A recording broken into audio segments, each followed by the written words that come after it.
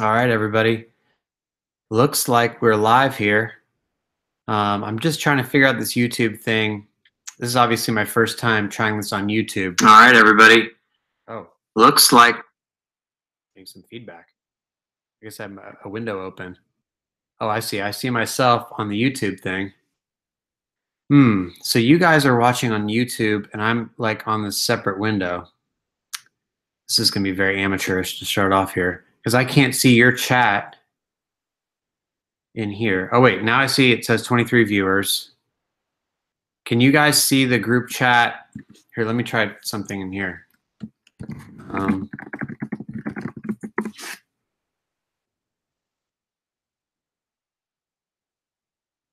Because like I can't see anything that you guys are saying yet. I see it says 29 viewers, but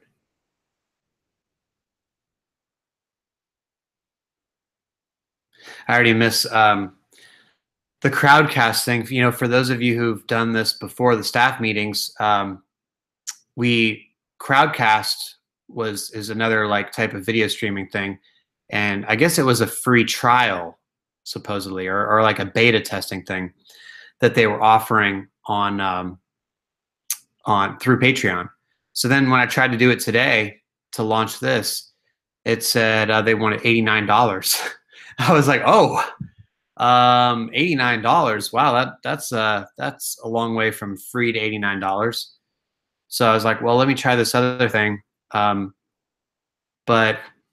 if I can't see you guys and I can't see what you're saying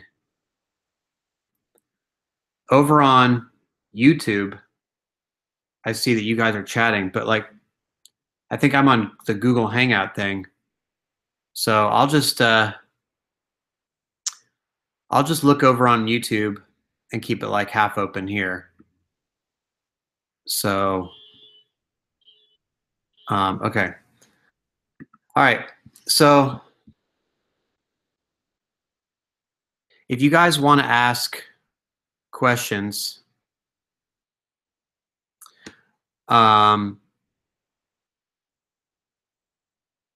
yeah, Mountain West group is what I'm going to try to do. So I have two windows open. I've got my chat window here, and I've got the comments positioned on the other one. So I can see your guys' comments going up over there. So that should be good. Hopefully I won't miss too many of the comments. Seems like I can go up and down on them. So if you have questions or whatever that you want to talk about, go ahead and type it in the group chat. Hopefully you guys can see. And yeah, it seems like you guys are finding it okay. So we'll just try this. We'll see how it goes. Don't worry if it's a total failure. Then that's fine. But Samuel has the first question. I see he wants to know about the awards week. You know, that was really fun. I honestly, it was a great time. I went into it very skeptical because it was very different this year. You know, it was Tuesday, Wednesday, Thursday. I didn't even know that Dale Jr. thing was going to be on Tuesday until well after I booked my flights. That seemed like a last minute thing. So it was supposed to be either, you know, well, like all day Wednesday and then Thursday. And so I was like, there's not really going to be enough to do. There's not going to be enough fan stuff. But I think it was just sort of more compacted because you still, from a fan perspective, you had the victory lap. So that was same as always. They still did the driver tell all, except that wasn't called after the lap. It was just like the post lap driver discussion. And so you still had that, and that was actually really good. That was one of the better tell-all panels. I guess you can't really say it's after the lap anymore because they changed what after the lap is or was. And then I know some of you in here went to the actual after the lap ceremony thing or the concert and the Ryan Blaney podcast and all that. So I would like to know how that was because I know Sherry was there. And I didn't go to that because I was like, you know, I had been going from one thing to another. But I saw that it sort of got some negative feedback from what I saw on Twitter. So the after the lap part, I think people went to the after the lap and bought tickets. I think it was Kansas Kim said it was like $45 or something for the tickets. So people went there thinking that was going to be the driver tell all thing, and it wasn't. So it was sort of like disappointing, I think, for some of those people. But and then the banquet itself, it was only 90 minutes. You had no celebrity entertainers. So Sherry says after the lap was very disappointing, waste of money. So yeah, I heard that there was supposed to be drivers coming into little booths and little sections depending where you bought it.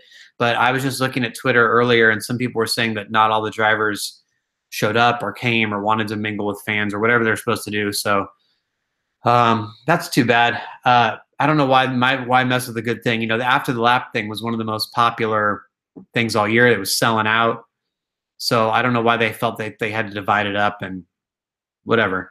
But that's too bad. But at least they still did the driver tell all. They had some really good, you know, jabs at each other. They were drinking beer, so they were a little bit loose. So that was good. I thought the awards was fine. It was, you know, there wasn't the comedy aspect of it. There wasn't the musical performances. There was nothing. It was just Rutledge and Krista going right through. Mostly it was interviews, and you had the 4 guys that made the finals give speeches.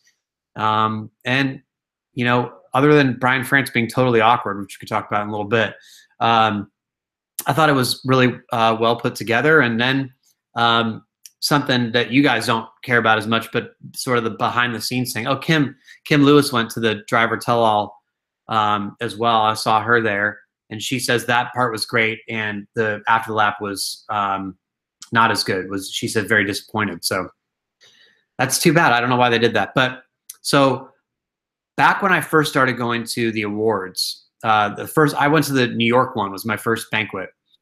And what they would do is everybody would go into the Waldorf in this huge banquet hall, and they do the whole ceremony, you know, all the speeches, all that stuff.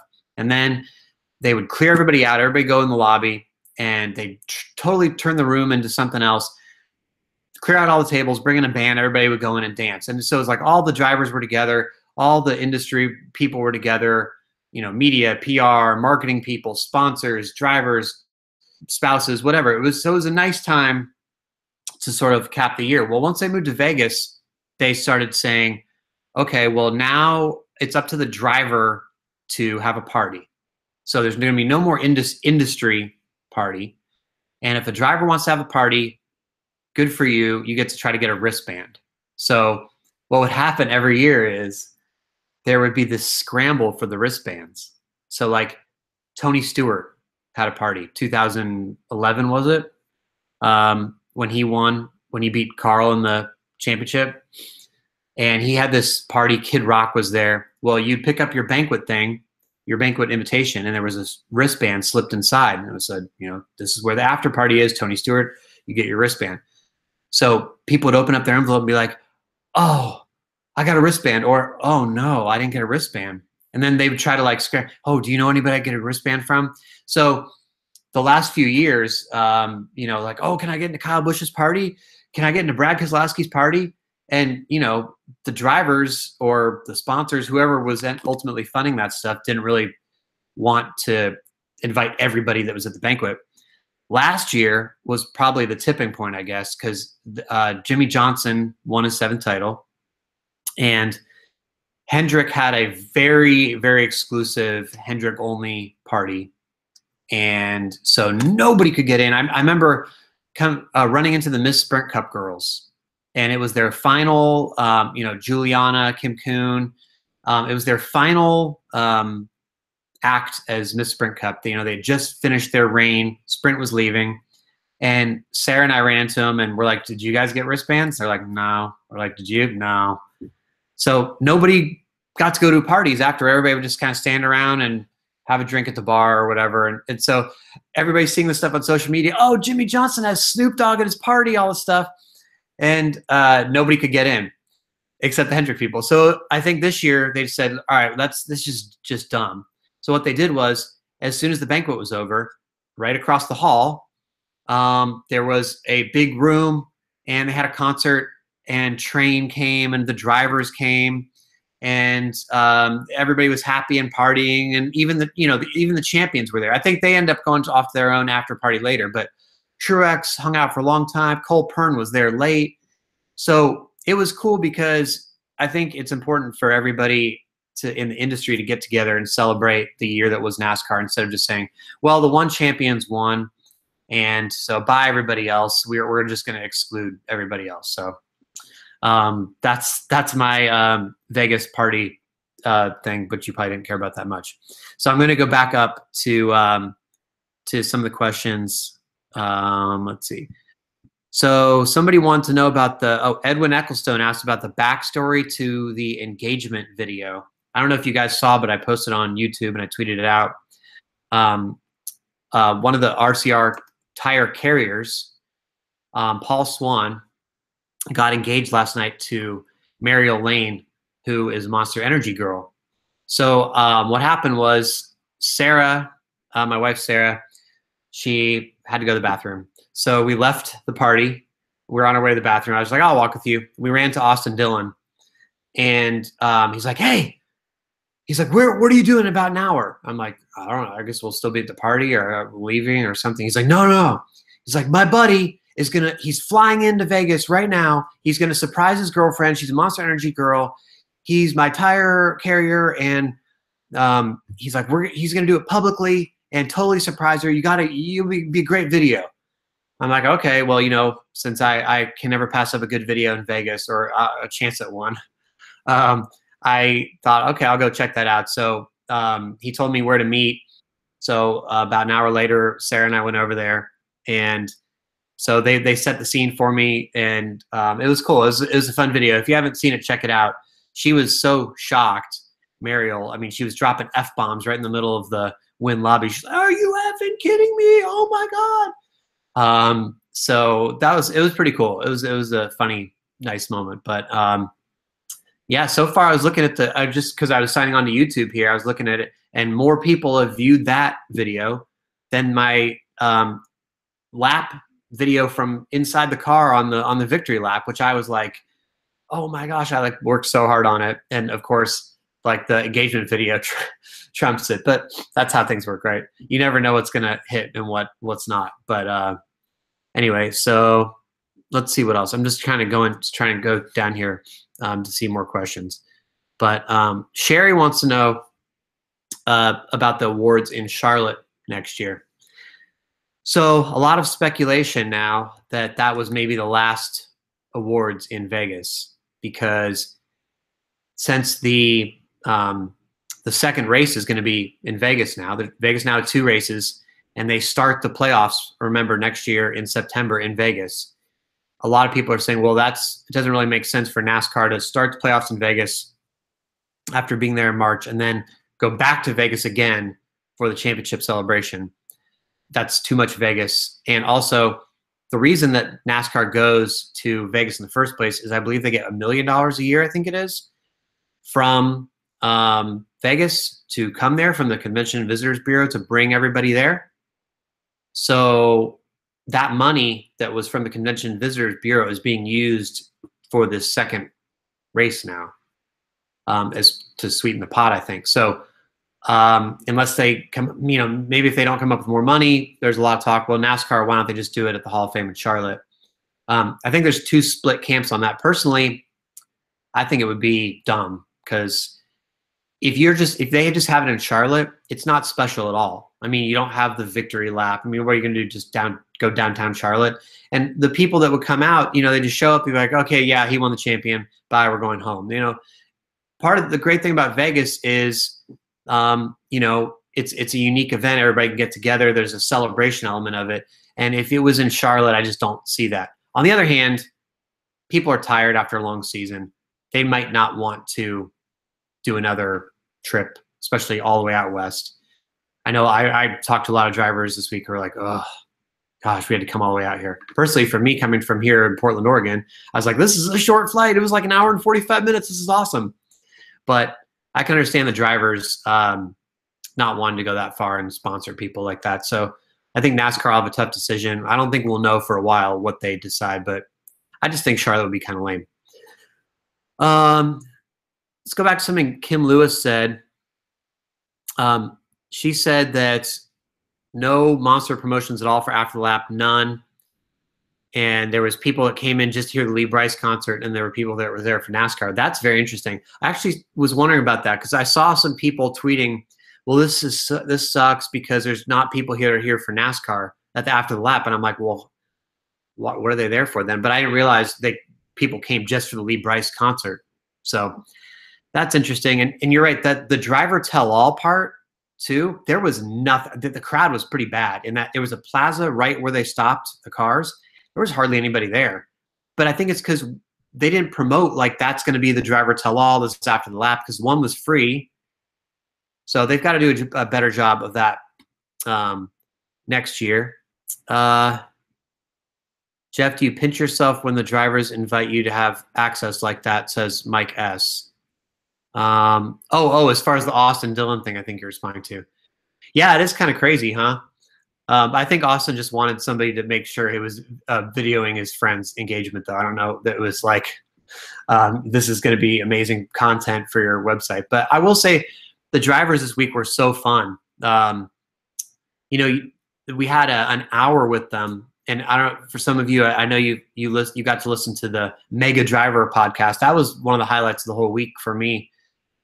They had all the drivers available for an hour, and we just got to run around and talk to them. And they were in no hurry.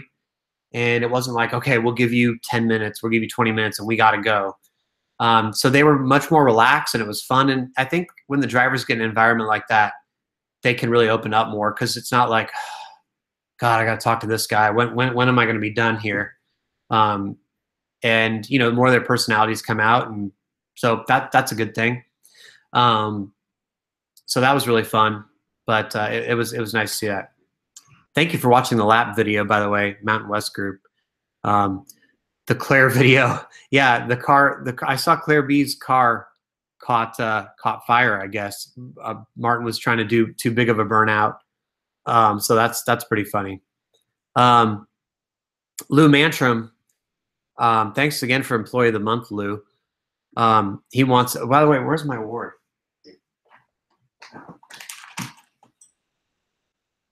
I got my award right here. Thank you for this from Phoenix. That was very cool. Thank you. I told you I'd keep it a special place. Anyway, Lou, he wants to know more about the lap with Hamlin. What was it like?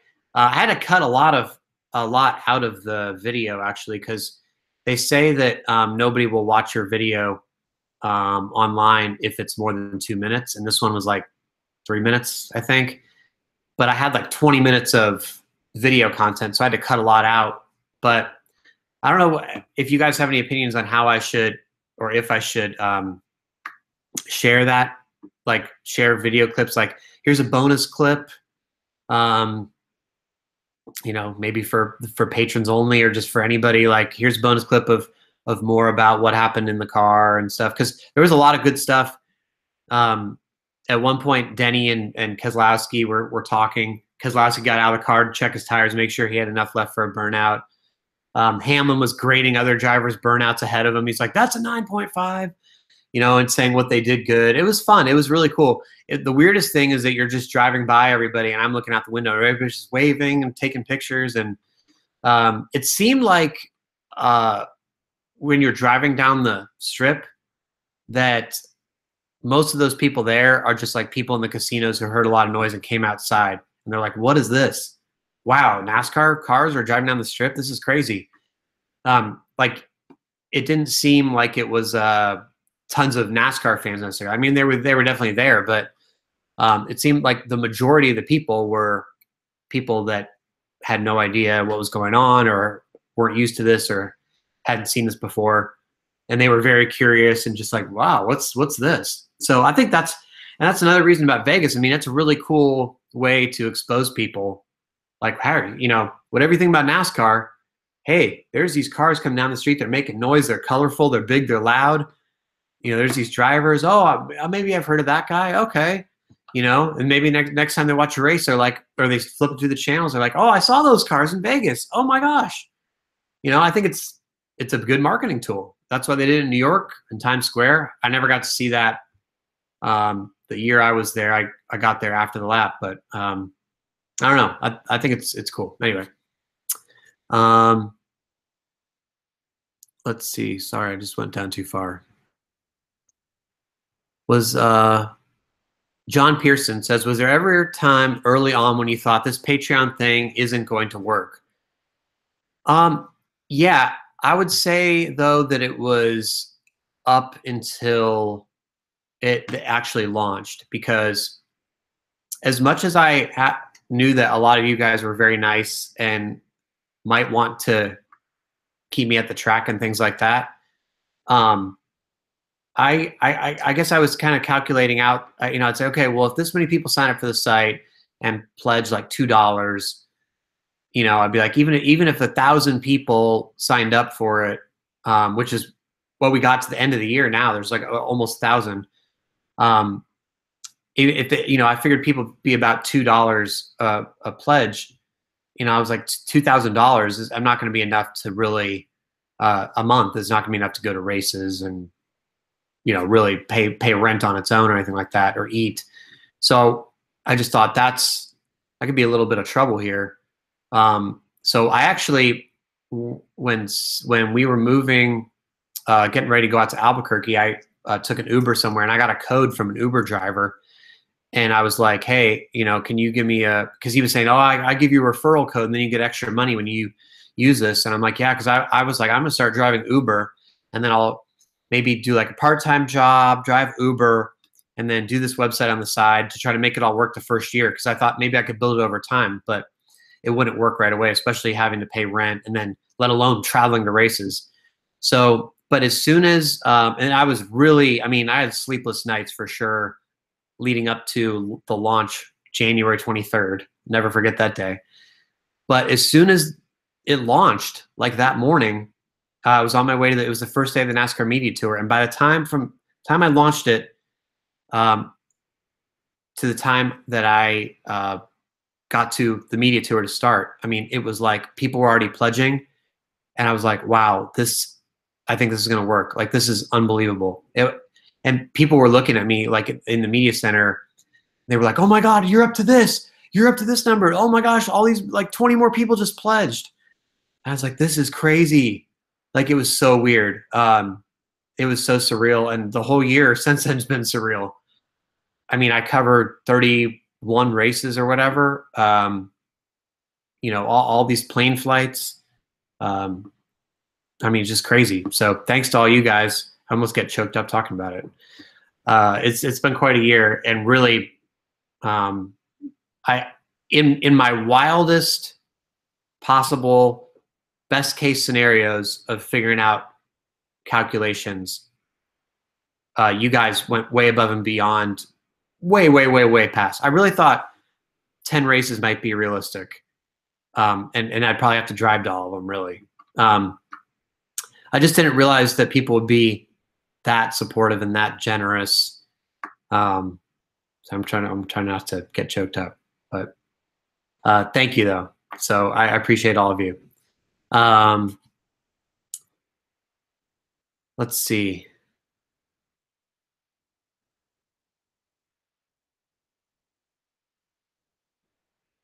Ms. Nestor 14 says, I think Austin Dillon made sure he connected with you on purpose, especially after hearing him on the Mega Driver podcast. Thanks. He's honestly one of the drivers who I get along with him pretty well, but I really think would be very, very interesting if he was winning, because he's not going to be the guy that's liked. He's not going to be a guy where fans will go, that I love this guy, because he's so nice and down to earth and humble or whatever. Like, he enjoys the Conor McGregor swagger, trash talk. He's got the plaid suit. He's got all this stuff going on. He likes that stuff. And I don't think that he cares that much that people don't like him or wouldn't like him. So he'd be really, really interesting if he could win, because he would get kind of cocky and enjoy being that way and enjoy trash talking, enjoy mixing it up. Because he said to me before, like in interviews and stuff, and he's like, we the NASCAR drivers need to have more character. We need somebody to mix it up. We need to make it interesting. So I think he wouldn't mind being like sort of the guy that is kind of stirring the pot a little bit, but he can't really do that unless he wins. You know, he won the 600, but he's got to win regularly, and then he could really do that. But watch for that. If RCR ever turns it around and Austin starts winning some races, watch for that, because I think you'll see a big change, and his profile will elevate because he will go out and seek that trash talk and mix it up. So he's a fun personality and definitely kind of wide open. Samuel Olish was talking about the junior interview with Dan Patrick. Did you guys see that one or hear that? That was really good. First of all, I think Dan Patrick is the best interviewer in sports. And then Dale Jr. is the best quote in all of sports. So that's a great combination. But you can tell when Dale goes on Dan Patrick's show that he kind of views it as like, he actually said this last night. He views it as, hey, he's going to go talk to Dan on the phone, but it's like having a couple beers with a buddy. So he's opening up and talking about it. And he comes in with that very relaxed attitude. It was very interesting to hear him talk about his therapist. He had mentioned that in an article on ESPN.com last year that was really good that Tommy Tomlinson did, his therapist. But he talked about he's been in and out of therapy his whole life. He talked about trying to seek approval from his dad and all that stuff. So really good interview. If you guys haven't heard that interview with Dan Patrick and Dale Jr., I definitely recommend it because it got pretty deep, and you'll be like, wow, this is some good stuff. He's really opening up. Matt Pose says I should post the whole Denny Hamlin video uncut, extended cut. You say, okay, all right, maybe I'll director's cut. You guys are saying extended cut. You agree with that? So yeah. Sorry, I lost my spot again. Okay. Yeah, maybe I'll post some bonus clips or something if you guys want. At one point, our car got stuck, and it was completely out of power, and Jimmy Johnson had to push us to get going again. But Denny was like, "Oh shit, we're stuck." And I think Kurt Busch's car actually wouldn't get refired again. So anyway, yeah, you guys are still. I'm behind on your comments, but Kim Lewis says fewer fans this year compared to the last 8 years. I think that's true. In Vegas, first of all, the fact that it was on Thursday instead of, Wednesday, Thursday instead of Thursday, Friday is weird because fans aren't going to come make a weekend out of it. It was right in the middle of the week. But second of all, I'll tell you what, Vegas in general to me seemed really quiet compared to usual. And I don't think that was just because it was midweek. I really think the shooting had a lot to do with it. Sarah and I drove by the shooting site. We were just kind of, I don't want to say pay our respects, but just kind of like see it, And I tell you what, for about an hour after that, you just can't even really think about anything else. The shooting site in Vegas, so you see the Mandalay Bay right there. And then that site where the concert was is basically, it's fenced off, but there's like this canvas fencing on it, and you can kind of see through it, especially when you're driving by and it moves fast. So you can kind of see what's in it. Basically, the stage is still there. The shell of the stage is still there from the concert. The suites are still set up, like these temporary suites. And then you can see that we're in the corners, they've stacked like bleachers and stairs and stuff and like gates. And I assume that it's pretty much, they had to do some amount of cleanup at that shooting site. But a lot of that stuff is still, at least the outline of it, or, you can tell, wow, this is right here. And it's really eerie and sad and just tragic. I mean, everybody's just going about their daily business, of course, and Vegas is back to normal, and people are in the casinos, and people are staying at Mandalay Bay and all that stuff. But it's just like, wow, this is a really, really hard thing to see. And I think that probably, a lot of people were like, hey, I'm not going to go make my reservations for Vegas. I don't really feel like going, And I'll tell you something else. One driver told me yesterday that the drivers were told before their lap, hey, if anything happens during the burnouts, this is what you do, or this is where you need to go or drive away or whatever. So, the drivers are sitting there doing burnouts in the middle of an intersection. Now there's this fear in the back of everybody's mind. Is somebody up in some hotel room aiming? There's a crowd of people. It's crazy. It's really sad that we have to think that way these days. But so I think because of all that, it's sort of like I don't know if Vegas is really back yet. I don't know if there's a ton of people who are just like, let's take a vacation there. So anyway, that's that take on that. Mountain West Group, Paul says he likes the YouTube version of this, working okay. I'm glad. I need to figure out a way at some point to try to bring people in, though, into the Hangout, because it was fun to bring people on screen last time. I'm positive you can do it on Google Hangouts because I've seen people do it. I just don't know yet. So I'll work on that. Dakota, you like it too. Yeah, my dad saying he's worried to have to support me on the podcast. Thanks for listening to the Parents podcast too, by the way. That was a lot of fun. But yeah, there was some real worries there. Bob Pockers tweeted today about how he told me that, hey, just be prepared that you might have to move in with your mother-in-law if it fails. And I was like, yep, pretty much. I had a few months saved up that I could cover rent with if it completely flopped. But after that, it was like, okay, well, I'm going to be able to try this for like 2 months. And if it's not working, that's it. I'm just going to be done with NASCAR. I'm not going to be able to do it. So I'm glad it worked. Sorry, I'm jumping around. I don't want to go too far down the comments so that I get lost on them. And then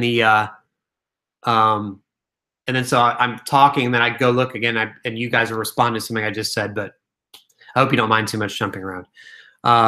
Yeah, SS Pistol says, was that the Jeff Gluck from jeffgluck.com day? The first time I asked, yeah, that was it. And Steve O'Donnell made fun of me, and everybody's laughing and all that stuff. So they actually played in the Myers Brothers luncheon, which is like the pre-awards. They actually played a clip of me. They were playing. What they do is it's sort of half run by the NMPA, which is the National Motorsports Press Association. Something I used to be part of, but I quit. Long story. Not a huge fan of that association anymore. But anyway, I digress. So they play media clips as part of the luncheon. So they're playing drivers responding to different media people or whatever, and they played a clip of me saying to Truex in one of the early races, Jeff Gluck from jeffgluck.com, and Truex cracks up and he goes, that's awesome, man. That's such a cool name, or something like that. So everybody laughed. And then some of you asked about this. Mike Joy, so he gets up on stage and he's like, okay, welcome to the Myers Brothers lunch. We're honoring the drivers. We're giving out some awards. And, we want to acknowledge all the media here who's covered the sport all year, from the Associated Press to jeffgluck.com. I'm like, ooh, like right on stage, right? All these sponsor people, all the drivers are there, everything. I'm just like, oh my God, that's crazy. It was a really cool shout out, but it made me turn like super bright red. But fortunately it was dark, so nobody saw, but that was really cool. I went up to Mike Joy last night and I was like, thanks, Mike. And Mike is a patron, by the way, which is also really cool of him. He's been so supportive and nice this year. Mike Joy, thank you. But yeah, he's like, well, I just want to give you a shout out, and you've had a great year. And I was like, man, this is crazy. It's just like this whole year's been such a whole dream. I just keep shaking my head. Oh, Kimberly Lewis asked right here, what did Mike Joy say at the luncheon? So, all right, just answered it. Sweet. Let's see. Okay, I'm still seeing your Dylan responses. I'm sorry it's taking me so long to catch up to the responses.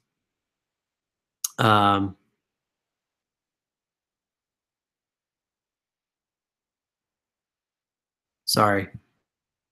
Keep losing my spot. Okay. I'm catching up. Okay, so the Camaro Beast 1624 is saying, is it just the nose? Well, I think that's Stacy Wright, by the way, Beast 1624. If I recognize that, the avatar logo. Anyway, Stacy, if that's you, on the new Camaro, is it just the nose? Or I get to redesign other parts of the body? I think it's just the nose. However, when I said that it was just the nose a couple months ago, Keselowski corrected me and said that's a common misconception. It's more because he was talking about Toyota. Toyota's done more than just that. But as far as I know, the bodies, I believe, are supposed to be similar or pretty much all the same, right? Except for the nose. Excuse me, except for the nose. So I don't, maybe he's talking about underneath the cars or something. I'm not sure. But I need to ask him a little bit more about that. I think it's just the nose, though. But I was corrected, so I need to find out more. Ashland Hockey. All right, am I pumped for the Chili Bowl? Absolutely. I have my plane flights. I have my Airbnb booked. I'm coming in on, I think, the Tuesday. You said, are you doing the entire week? I think Tuesday's the first heat night, right? I think.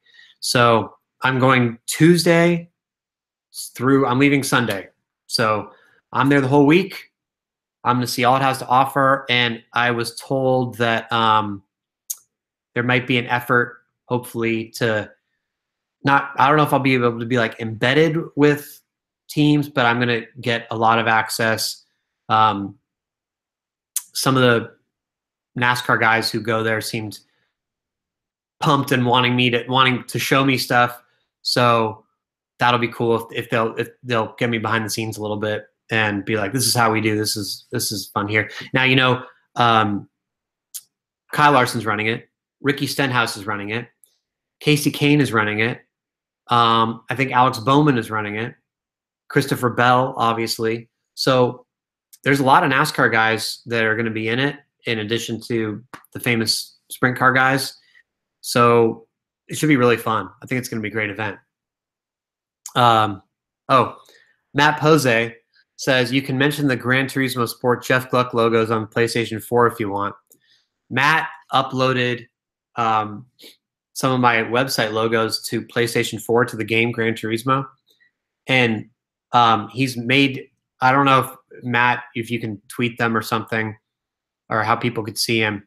But Matt, his last name is Pozay. I'm not sure if that's exactly your Twitter name, but he's tweeted me he's made these cars that are so cool with they're like jeffgluck.com cars in the game. Oh my gosh, it's so crazy to see. It's like really, really nice that you took the time to do that. So thanks for doing that.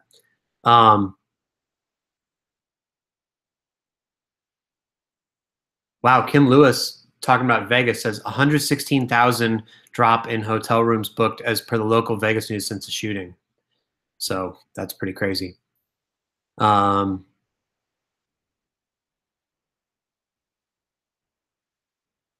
Okay.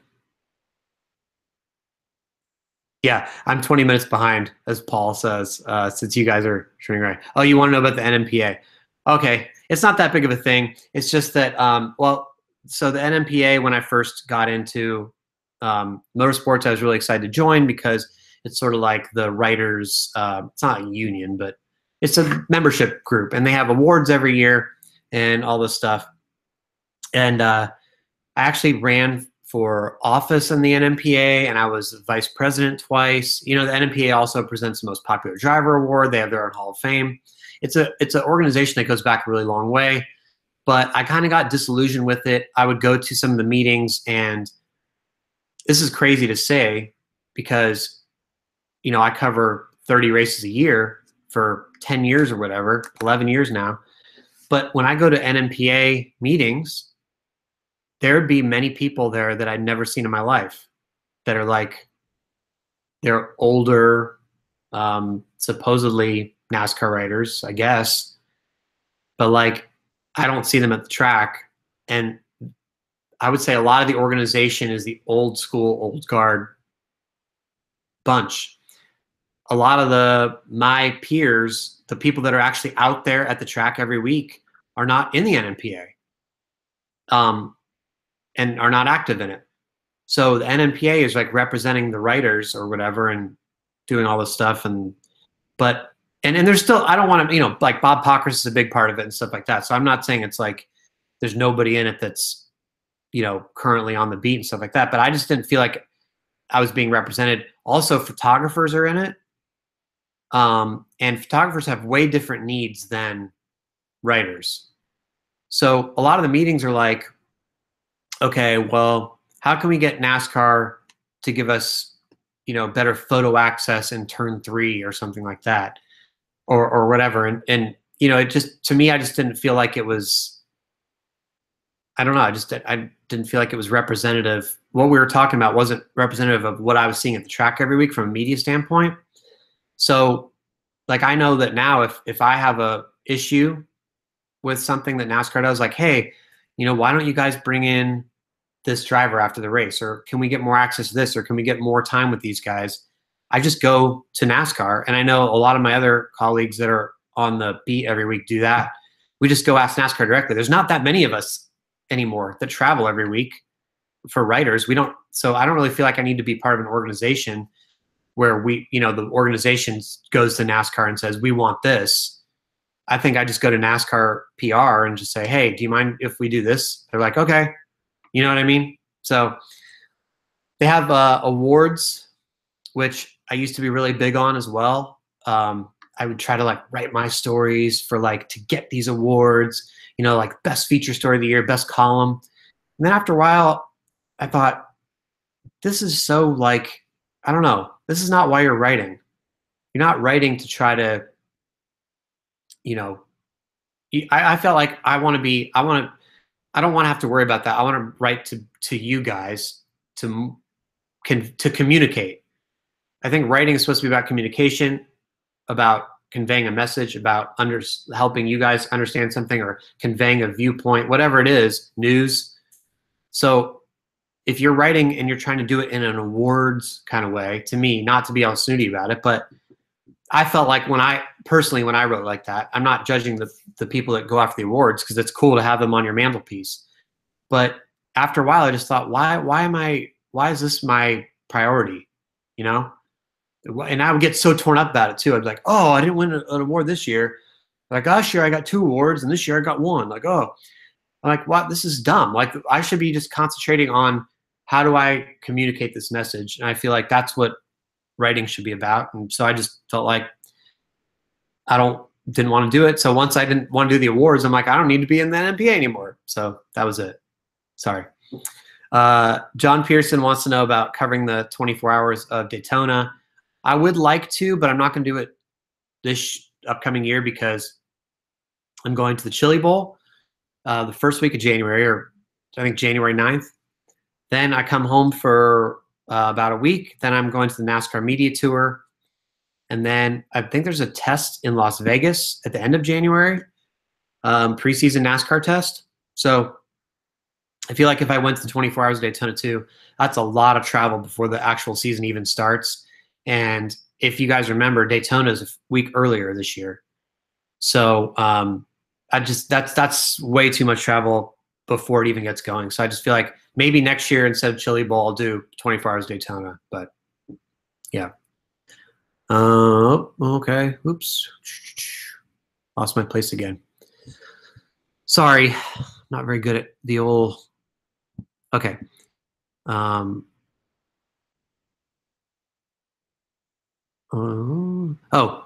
Gilmer wants to know about the 41 and the 27. Good question, Sean. Let's talk about some silly season. Well, I need to get water. I've been talking too much. Okay. 41 car, pretty sure Kurt Busch. I think they're just still waiting on exactly how much money Monster wants to give them or whatever, but he's going to be back there. He's not going anywhere, and they don't want anybody else. I know there was I think Dale Jarrett said on NASCAR America that like Matt Kenseth could go to the 41 or something. I really don't think so. I think Kurt Busch is going to the 41. The 27, Childress is staying mum on that, but what I think is happening is they're trying to. I think Childress wants to get rid of the 27, and then they want to have some sort of alliance deal with the 43. That's why you haven't heard the manufacturer yet for the 43, because they're trying. Ford wants Richard Petty Motorsports to stay, but the 43 is trying to move to Chevy and be an affiliate or under the same umbrella or have a partnership or whatever with RCR, and basically have the 43 replace the 27. But I think that, so Chevy gives these teams a certain amount of money, and they already have agreements with the teams. Like, they have an agreement with Richard Childress Racing. Okay, you're going to run this car, this car, this car. This is how much money we'll give you. So I think it's hard to just say to Chevy, okay, well, can you give us money for this car instead of this car? I don't know. I think all the agreements, there's a lot that goes into that. But I think the 27 is basically going away unless they're forced to run it. Maybe some smaller team will buy that charter because it's a good charter. It gets you into races. So we'll see what happens with that. We'll see if they're like made to run it by, or, you know, have to be in a financial situation where they have to run it. But I don't think Childress wants to run it. And then the 34 will probably be Michael McDowell. But has that not still officially been announced, right? I saw people talking about it like it was, but I still don't think it's been officially announced. So, okay, let's see. Terry Wolfong, I'm glad you finally made the chat party.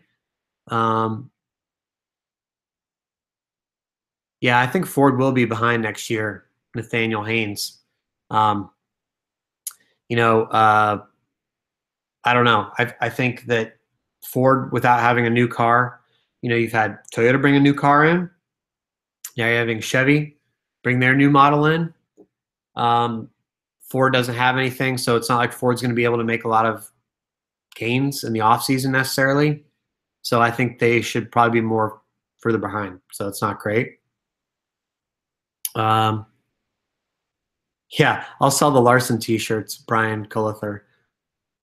Brian, by the way, for those of you in the Facebook group, Brian, and he got a great shout out for this week when in the Facebook group people were talking about the awards that individual members in the group should get. But Brian's done a great job all year of keeping the conversation going and proposing topics and having everybody weigh in on some fun topics. So thanks, Brian, for being sort of a pseudo moderator in the Gluckers Facebook group and having some really cool topics. That's really cool. That's a great community. And actually, there's something I was going to tell you guys this at some point. I'm trying to change the structure a little bit. That Facebook group has been, and that's for the people that are $5 or more. That's been such a great positive thing this year. That's been like the biggest positive surprise I think out of everything, because I didn't realize what a nice community that was going to be. I want everybody that's a patron to be able to access that. So I just took away the $2 tier. So obviously the people that are pledging $2 now, it's fine. They don't have to pledge more. But there's not, if you're a new patron to go, that's the $2 tier is not an option. Anybody could always press other and pledge $1 or $2 or $3. They don't have to pledge $5, but I'm trying to make the minimum $5 because I want everybody that's a patron to be able to share in that Facebook group. At the same time, I don't want the people that have paid that $5 a month to be like, oh, well, you just devalued our thing. Now you're gonna let everybody in. So I still want to keep that. You have to do the $5 minimum because those people don't deserve to have their privilege thing taken away since they paid for it. But I'm trying to make that the new minimum so that if people join, that they'll get access to that. Because I feel like that's a big part of what's been so fun about this year is this whole community of you guys and how nice you guys are to each other and the interaction, and there's no trolls for the most part. It's very positive. So I think that's why I want to make that the bottom thing. So we'll see what you guys think about that. When I get to that part of the comments in like 10 more minutes, we'll see what you guys say weigh in on that. Yeah, Terry, glad you mentioned this. We got 50 minutes into it. I said I was going to mention it earlier. You said they should keep Brian France off the stage in future banquets. Oof. You guys, what is up with that? Did you guys see that? Brian France, man, he's so embarrassing. I mean, it's just bad. It's really bad. I can't imagine. You could tell that they were trying to limit his exposure at the banquet and all week. And really, they're always trying to limit his exposure. He only talked to the media twice this year: Richmond Spring Race and Homestead. So they don't do many press conferences. You know, we hardly ever see him at the race at all. We were trying to count how many times we see him at the race. Hardly ever. I would say less. I would say he probably went to. If he went to 10 races this year, I'd be surprised. I would be surprised if it was 10. I don't think he went to 10. If he went to more than 10, I would be shocked, actually, because unless he's there and not in the driver's meeting, but why would he come and not be interacting with the sponsor? I don't know. Anyway, so he doesn't come to races. He rarely talks, and then he makes these appearances, and they're so awkward and uncomfortable. So last night, if you missed it, check my timeline. I retweeted this GIF from the ceremony, but so he's trying to give this ring to Truex. He says, okay, now I'm going to present the championship ring to Truex. And so he turns and he just hands it to Truex. He's like, here you go. And he just like walks off. And I mean, it's just like Truex is like, huh, what? It was so weird.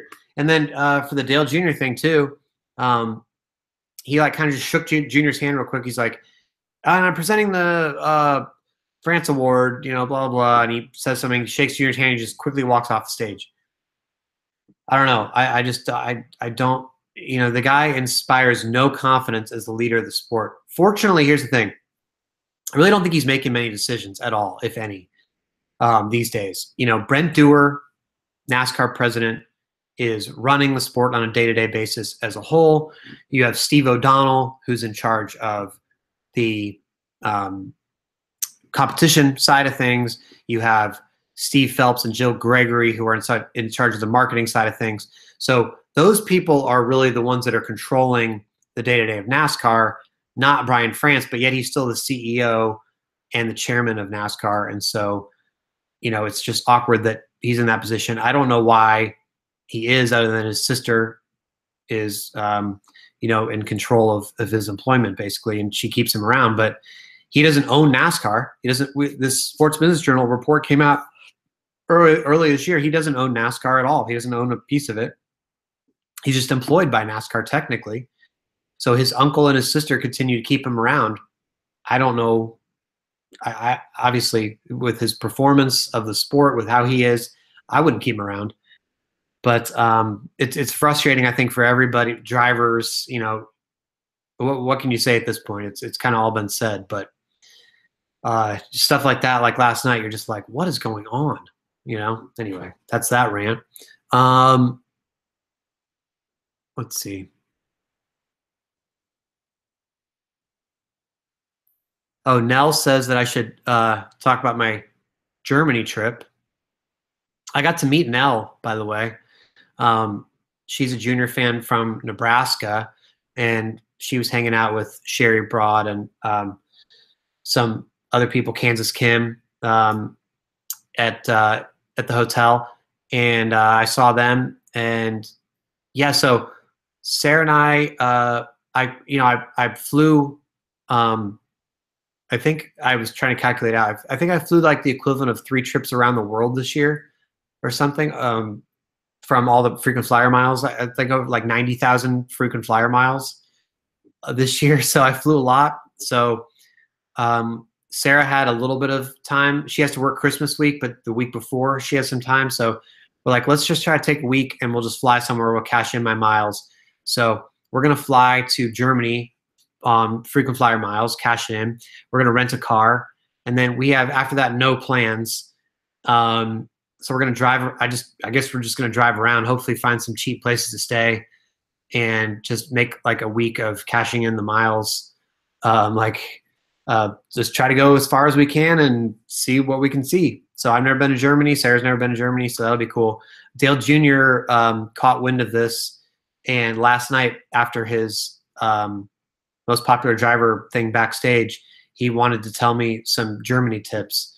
And he's like, "Oh, you got to go here. You got to go this." I can't remember the name of the city, but he's this one place. It's great. It's great. Yeah, you got to go here. So he's like, "Oh, I'll send you this. I'll send you some tips before you go." So I'm like, "Great. That's awesome. Thank you." So that was kind of funny. He seemed really excited. So I was like, "Cool. Thanks for the enthusiasm, Dale." Anyway, so that should be cool. But hopefully for the rest of this month, aside from that 1 week, I'll be doing a lot of work. I mean, I don't want to stop working. I feel like there's a lot of podcasts to do. There's a lot of things still to talk about from this season. Then we can start previewing next season.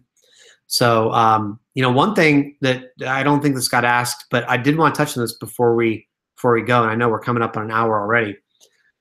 But so they did most popular driver last night, and the top 10, the NMPA again only releases them in alphabetical order. I would really like them to do it in actual order of the most popular driver. They did it 1 year, but they haven't gone back to that. But they were the other drivers besides Dale Jr., Blaney, Kyle Busch, Chase Elliott, Jimmy Johnson, Casey Kane, Matt Kenseth, Kyle Larson, Danica Patrick, and Martin Truex Jr. So who out of those people are surprising omissions? Well, I asked people on Twitter, and they pointed out that Kevin Harvick is not one of the 10 most popular drivers. How about that? Kevin Harvick. Brad Keselowski, not one of the 10 most popular drivers. Denny Hamlin, not one of the most popular drivers. Joey Logano, not in the 10 most popular drivers. So there's some really big names that are not up there. I thought that was very interesting. I would like to find out more about that, and especially with Kenseth and Danica and Dale Jr. all leaving. That's 3 of the 10 most popular drivers leaving. So there's going to be 3 new people next year that'll be in the top 10. Very interested to see how that will play out. I really don't know the answer, but I'm very interested to see it. Let's see.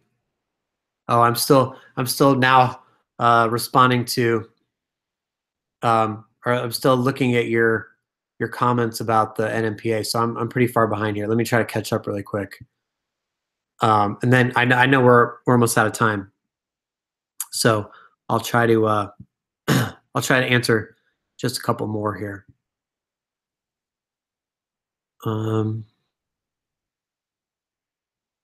Sorry.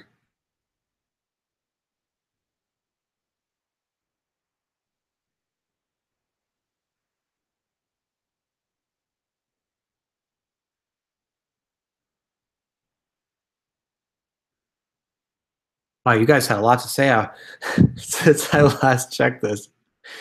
All right, I'm almost caught up. I just passed the Brian France comments. Now I'm at the Germany comments. I've got to manage this better next time. Okay.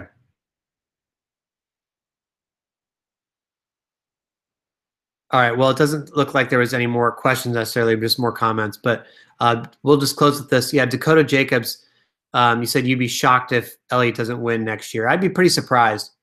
The only thing is, they don't open most popular driver voting until what? September? I mean, it changes every year. So if it was a year-long thing from Daytona until the end, I would say Chase Elliott would be a lock. But as Junior said last night, there's a lot that can happen. He said there's going to be some drivers that double, triple, and quadruple their fan bases by this time next year because there's a lot of fans to be had all of a sudden, right? So if a driver goes out and is really good at capturing fans and by next September has a big movement, like let's just say in theory, Bubba Wallace goes out, gets full-time, they're able to fund that ride full-time, and for whatever reason, he wins and he's in the playoffs and he's having a great, unbelievable year or something. I mean, just play along. and he'd be like really popular. He wouldn't maybe have gotten the votes at the beginning of the year, but he gets the votes in September, and he's been engaged all year. I think he could have a shot. Blaney, as Dakota says, will also have a shot. But I do think it's probably Chase, but I don't think it's necessarily a lock based on where the voting is. So it'll be a very, very fun debate, though. Junior said he has no idea who will be standing in his spot where he was. But anyway, this definitely won't be the last staff meeting. Have some more time now. I typically like to do these when Sarah's at work, so that she's not like sitting over on the couch or something, and I'm like, sorry, I'm over here having a staff meeting, because this is our entire apartment. So I typically like to when she's at work, but hopefully we can do another one before we leave for Germany, maybe next weekend. I don't know if weekends are better for you guys than a weeknight like this. I know it's a weekend night now, and it's late on the East Coast. Wow, 10 p.m. But anyway, enjoyed it. Enjoyed talking to you guys. Definitely leave me some feedback on what you guys thought of this staff meeting compared to the other one, the other format on Crowdcast, whatever it was, the one that wants $89 now. If you think it's worth going back there, I'd definitely consider it. If you guys didn't like this enough, I know I'm sorry I wasn't able to bring people on. I think I might need to pre-plan next time how to invite people onto the Google Hangout. But I'm glad you enjoyed it. It was good to talk to you guys. I'm glad I got to see some of you in Vegas, and I'm glad I got to see you all year at the tweet ups and stuff. Even Kim, I got to run into her briefly at Vegas as we were walking to the driver thing, so that was really cool. But yeah, just shoot me notes, give me feedback. We'll just keep the conversation going. Sorry, this is a little amateurish, trying to figure out how to do the comments on the side. So cool. Thanks everybody, and yeah, I'll talk to you very soon. See ya.